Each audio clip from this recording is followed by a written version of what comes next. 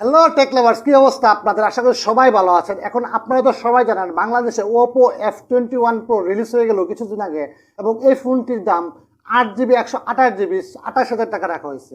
এখন তারই পাশাপাশি বাংলাদেশে Xiaomi Redmi একটি নতুন স্মার্টফোন রিলিজ হয়ে গেল, যার নাম হলো Xiaomi Redmi Note 11s, এবং এই স্মার্টফোনটিরও 6GB 128GB 28,000 টাকা দাম রাখা হয়েছে। এখন Xiaomi Redmi Note 11 আপনি ডিসপ্লের জন্য, ক্যামেরার জন্য এবং পারফরমেন্সের জন্য বেস্ট একটি ফোন। এদিকে Oppo F21 Pro আপনার ডিসপ্লে এবং ক্যামেরার জন্য আমি মোটামুটি ভালো মানের ফোন বলবো, এবং এই ফোনটির ডিজাইনও মোটামুটি ভালো, কিন্তু এই ফোনটির পারফরমেন্স সেটা আমার কাছে একদমই ভালো লাগেনি। এখন 28,000 টাকার একটি ফোন আপনি কি চান? পারফরমেন্স, ক্যামেরা, ডিসপ্লে, না শুধু ডিজাইন, ক্যামেরা এবং ডিসপ্লে? তো বন্ধুরা, আজকের এই ভিডিওতে আমরা এইসব বিষয় নিয়ে আলোচনা করবো। তো চলুন বন্ধুরা, কথা না বলে শুরু করা যাক আজকের ভিডিও। আমি সোহাগ আছি আপনাদের সামনে, আপনারা বরাবরের মতো দেখছেন টেকনোলজি সোহাগ। যদি ভিডিওটি ভালো লেগে থাকে, কোনো কাজে আসে আপনার, তো অবশ্যই প্লিজ দয়া করে চ্যানেলটি সাবস্ক্রাইব করুন এবং পাশে থাকা বেল বাটনটি প্রেস করে অলে ক্লিক করে রাখুন, কারণ আপনাদের জন্য এরকম ভ্যালুয়েবল কন্টেন্ট নিয়ে আসার চেষ্টা করি সব সময়। তো চলুন শুরু করা যায়। এখন Redmi Note 11s বাংলাদেশে দুটো ভেরিয়েন্টে রিলিজ হয়েছে, 6GB 128GB যার দাম রাখা হয়েছে 28,000 টাকা, এবং 8GB 128GB যার দাম রাখা হয়েছে 30,000 টাকা। এদিকে Oppo F21 Pro বাংলাদেশে একটি ভেরিয়েন্টে রিলিজ হয়েছে, যার দাম রাখা হয়েছে 28,000 টাকা। এখন যদি ডিজাইন আর কালার নিয়ে কথা বলি, তাহলে Redmi Note 11s আপনি তিনটি কালারে পেয়ে যাবেন, গ্রাফাইট গ্রে, পার্ল হোয়াইট এবং টুলাইট ব্লু। এদিকে Oppo F21 Pro বাংলাদেশে দুটো কালারে রিলিজ হয়েছে, কসমিক ব্ল্যাক এবং সানসেট অরেঞ্জ। এখন ডিজাইন আর বিল কোয়ালিটি নিয়ে কথা বললে, Redmi Note 11s এ প্লাস্টিকের ফ্রেম, প্লাস্টিকের ব্যাগ ব্যবহার করা হয়েছে, কিন্তু সামনে কর্নিং গরিলা গ্লাস 3 প্রোটেকশন পেয়ে যাবেন।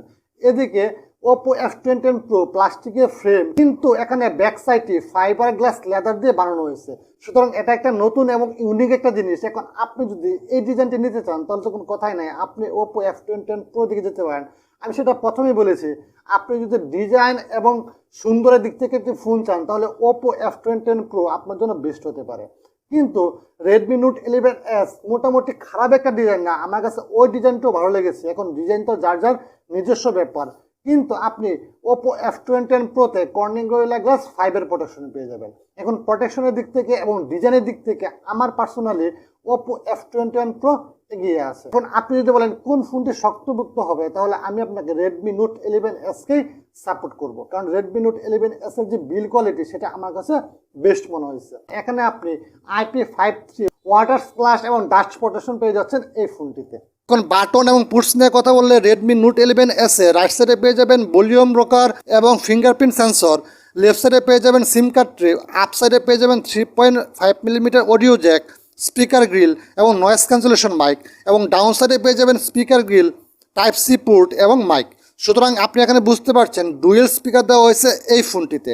এদিকে Oppo F21 Pro-তে রাইট সাইডে পেয়ে যাবেন পাওয়ার বাটন, লেফট সাইডে পেয়ে যাবেন ভলিউম রকার এবং সিম কার্ড ট্রে, আপ সাইডে পেয়ে যাবেন নয়েজ ক্যান্সেলেশন মাইক, এবং ডাউন সাইডে পেয়ে যাবেন আপনি 3.5mm audio jack, speaker grill এবং টাইপ সি এবং মাইক। সুতরাং স্পিকারের দিক থেকে আমি মনে করি Redmi Note 11s এগিয়ে আছে, কারণ এখানে আপনি ডুয়েল স্পিকার পেয়ে যাচ্ছেন। সুতরাং আপনার অডিও এক্সপিরিয়েন্স অনেকটাই বেটার হবে Redmi Note 11s এ। এখন যদি ডিসপ্লে নিয়ে কথা বলি, তাহলে দুটো ফোনের ডিসপ্লে মোটামুটি এক সাইজের 6.43 ইঞ্চির অ্যামোলেড ডিসপ্লে ব্যবহার করা হয়েছে। দুটো ফোনের ডিসপ্লে 90 হার্টজের ডিসপ্লে, কিন্তু ব্রাইটনেসের এখানে একটা পার্থক্য আছে। Redmi Note 11s এ আপনি 1000 নিটস পর্যন্ত পিক ব্রাইটনেস পেয়ে যাবেন, এবং Oppo F21 Pro-তে আপনি 800 নিটস পর্যন্ত পিক ব্রাইটনেস পেয়ে যাবেন। সুতরাং ব্রাইটনেসের দিক থেকে Redmi Note 11s এগিয়ে আছে। দুটো ফোনই আপনি ইনডোর এবং আউটডোর কোনো রকম সমস্যা ছাড়াই ব্যবহার করতে পারবেন। সুতরাং ডিসপ্লে সেকশনে দুটো ফোনকে আমি সিমিলার। পাঁচুল ক্যামেরা কাটআউট পেয়ে যাবেন। এদিকে লেফট সাইডে পেয়ে যাবেন Oppo F21 Pro এর ক্যামেরা কাটআউট, মিডল সাইডে পেয়ে যাবেন Redmi Note 11s এর ক্যামেরা কাটআউট। একটিতে সাইড মাউন্টেন ফিঙ্গারপ্রিন্ট পেয়ে যাবেন, যেটা Redmi Note 11s আছে এটাতে সাইড মাউন্টেন ফিঙ্গারপ্রিন্ট পেয়ে যাবেন, আর Oppo F21 Pro-তে আপনি ইন ডিসপ্লে ফিঙ্গারপ্রিন্ট পেয়ে যাবেন। সুতরাং যাদের ইন ডিসপ্লে ফিঙ্গারপ্রিন্ট পছন্দ বেশি, তারা তো Oppo F21 এর দিকে যেতে পারেন।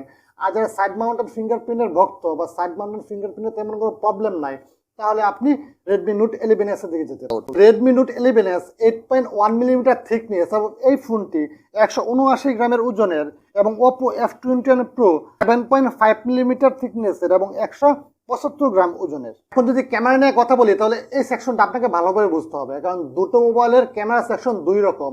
এখন একটাতে ভালো মানের, একটা হলো এভারেজ মানের।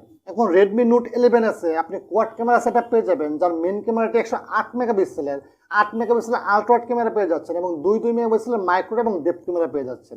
রেডমি নোট 11 এস এর কিন্তু ক্যামেরা আবার অন্যরকম, কারণ এখানে 108 মেগাপিক্সেলের স্যামসাংয়ের SM2 সেন্সর পেয়ে যাচ্ছেন এবং এই ক্যামেরার অ্যাপারচার হলো 1.9 এবং আপনি এখানে বিভিন্ন ধরনের মুড পেয়ে যাচ্ছেন, মুড বলেন, এবং ফটোতে বিভিন্ন ধরনের ফিল্টার পেয়ে যাচ্ছেন। যদি আপনি ব্যাক সাইডের ফটোর কথা বলেন তাহলে আমি বলবো রেডমি নোট 11 এস এর যে ক্যামেরা এবং ক্যামেরার যে বিভিন্ন ধরনের ফাংশন আছে সেইখানে আপনি বেটার এবং ভালো কোয়ালিটির এবং বিউটিফুল ফটো পেয়ে যাবেন রেডমি নোট 11 এসে। এখানে কিছু স্যাম্পল দেওয়া হলো, সেটা আপনারা দেখে নিতে পারেন। এদিকে Oppo F21 Proতে আপনি ট্রিপল ক্যামেরা সেট পেয়ে যাচ্ছেন, যার 64 মেগাপিক্সেলের মেন ক্যামেরা, 2 মেগাপিক্সেলের মাইক্রোস্কোপ ক্যামেরা এবং 2 মেগাপিক্সেলের ডেপথ ক্যামেরা। এখন কথা হলো আপনি কীরকম সেট আপ চান। আপনার যদি টার্গেট থাকে ভালো মানের একটি ক্যামেরা, মানে 108 মেগাপিক্সেলের ক্যামেরা বা 8 মেগাপিক্সেলের আলট্রাওয়াইড ক্যামেরা, তাহলে আপনি রেডমি নোট 11 এর দিকে যেতে পারেন। এখন আপনার যদি টার্গেট মোটামুটি লেভেলের একটা ক্যামেরা থাকে তাহলে আপনি Oppo F21 Pro দিকে যেতে পারেন। এখানে আপনি 64 মেগাপিক্সেলের মেন ক্যামেরা পেয়ে যাচ্ছেন। কিন্তু Oppo F21 Proতে একটা এক্সট্রা ফিচার দেওয়া আছে, সেটা হলো মাইক্রোস্কোপ ক্যামেরা। এখানে আপনি 2 মেগাপিক্সেলের মাইক্রোস্কোপ ক্যামেরা পেয়ে যাচ্ছেন, যেই ক্যামেরাটি দিয়ে আপনি মোটামুটি লেভেলের ছোট জিনিসকে বড় করে দেখতে পারবেন, মানে এটা হলো মাইক্রোস্কোপের কাজ করবে। এবং এই ফোনটির যে ক্যামেরা কাট আউট সেটা আমার কাছে মোটামুটি ভালোই লেগেছে। কিন্তু এখানে একটা কথা আছে, কথাটা হলো এই, আপনি শুধু মাইক্রোস্কোপ ক্যামেরার দিক থেকে যদি পাগল হয়ে ফোনটি কিনে ফেলেন তাহলে আপনাকে ঠকতে হবে। কেন ঠকতে হবে সেটা আমার পার্সোনাল ওপিনিয়ন দিচ্ছি। এখন মাইক্রোস্কোপ ক্যামেরা আপনি দিনে কয়বার ব্যবহার করবেন বা সপ্তাহে কয়বার ব্যবহার করবেন, হয়তোবা যখন আপনি আপনার ফ্রেন্ড সার্কেলের সাথে থাকছেন তখন মজা করে একটু ব্যবহার করলেন, বা আপনি অবসর সময় কাটানোর জন্য একটু ব্যবহার করলেন। কিন্তু আলট্রাওয়াইড ক্যামেরা যেটা আছে সেটা আপনার দৈনন্দিন জীবনে সবসময় কাজে লাগবে। আপনি যখন কোনো ছবি তুলতে যাবেন তখনই মনে হবে যে না, আলট্রাওয়াইড ক্যামেরাটা যদি থাকতো তাহলে আমি একটি ভালো মানের ছবি তুলতে পারতাম। সুতরাং আলট্রাওয়াইড ক্যামেরার প্রয়োজন যদি আপনার থাকে, আপনার ডে টু লাইফে আলট্রাওয়াইড ক্যামেরা ইউজ করেন আপনি বেশি পরিমাণে, তাহলে আপনাকে রেডমি নোট 11 এর দিকে যেতে হবে। কারণ মাইক্রোস্কোপ ক্যামেরা আমার মতে, আমার পার্সোনাল মতে, আপনি 1 সপ্তাহ 2 সপ্তাহ 3 সপ্তাহ ব্যবহার করার পর এটার প্রতি যে একটা ক্রেজ সেটা আর থাকবে না। সেলফি ক্যামেরা নিয়ে কথা বললে আপনি রেডমি নোট 11 এসে 16 মেগাপিক্সেলের সেলফি ক্যামেরা পেয়ে যাবেন। এদিকে Oppo F21 Proতে আপনি 32 মেগাপিক্সেলের সেলফি ক্যামেরা পেয়ে যাবেন। কিন্তু এখানে একটা কথা আছে, আপনি Oppo F21 Proতে Sony IMX709 এর সেন্সর পেয়ে যাচ্ছেন। সুতরাং সেলফি ক্যামেরার দিক থেকে Oppo F21 Pro অনেকটাই এগিয়ে আছে, কারণ এখানে ভালো মানের একটি সেন্সর দেওয়া হয়েছে। সুতরাং সেলফি ক্যামেরার দিক থেকে আমি Oppo F21 Proকেই এগিয়ে রাখবো। কিন্তু আপনি রেডমি নোট 11 এস দিয়ে মোটামুটি ভালো মানের সোশ্যাল মিডিয়া রেডি, ভালো ডিটেলসওয়ালা ছবি পেয়ে যাবেন। মানে একদম যে খারাপ ছবি পাবেন তা না, মোটামুটি টক্কর দেওয়া যায় দুটো ছবিতে, এরকম ছবি পেয়ে যাবেন।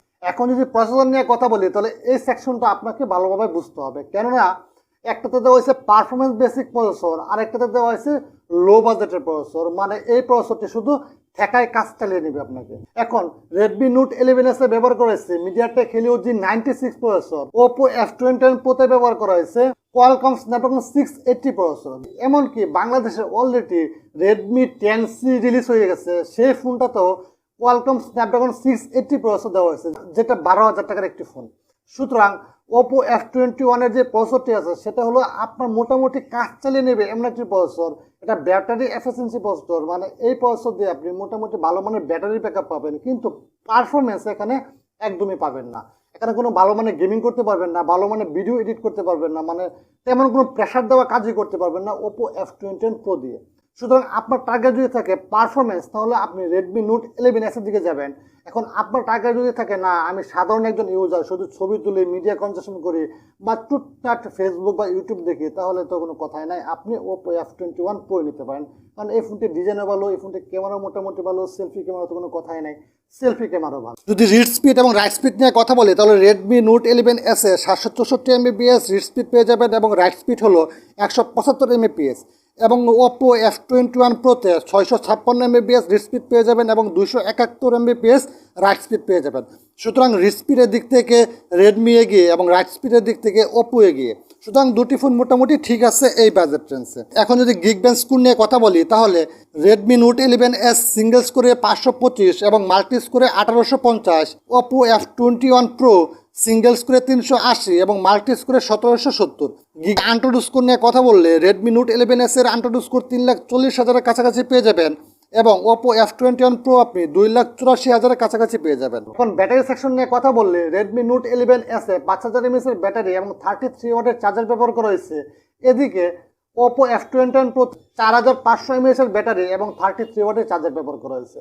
সুতরাং ব্যাটারি এবং চার্জার দিক থেকে দুটো ফোন মোটামুটি সেম। যদি র্যাম এবং স্টোরেজ নিয়ে কথা বলি তাহলে রেডমি নোট 11S এ আপনি 6GB এবং 8GB র্যাম পেয়ে যাবেন যা LPDDR4X ভার্সনের এবং 128GB স্টোরেজ পেয়ে যাবেন যা UFS 2.2 ভার্সনের।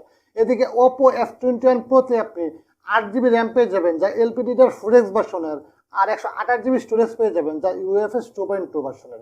সুতরাং র্যাম সাপোর্টের দিক থেকে বা স্টোরেজ সাপোর্টের দিক থেকে দুটো ফোন একদম সেম মনে হয়েছে আমার কাছে। এই ছিল দুটো ফোনের কম্পারিজন। আশা করি আপনি বুঝতে পেরেছেন যে কোন ফোনটি আপনার জন্য বেস্ট হতে পারে। তো বন্ধুরা, দেখা হবে পরবর্তী ভিডিওতে। তার জন্য এখনই আমার চ্যানেলকে সাবস্ক্রাইব করে রাখুন, কারণ আপনাদের জন্য এরকম ভিডিও নিয়ে আসার চেষ্টা করি সবসময়।